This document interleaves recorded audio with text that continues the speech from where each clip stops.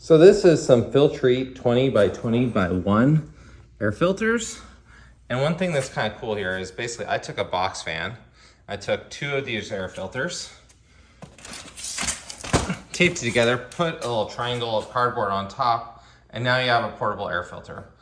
This is really important because in the summer months, some of the areas now are getting a lot of fires, and so the smoke can be filtered by this. And you can tell that there's, like I've used this now for a couple summers, a few times. You can tell there's a bit of smoke that gets captured there.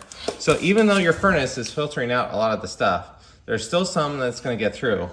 And this will help filter that air, and it really helps your air quality. So all it takes is a bit of tape, a nice box fan, like this, and a little bit of a couple filters.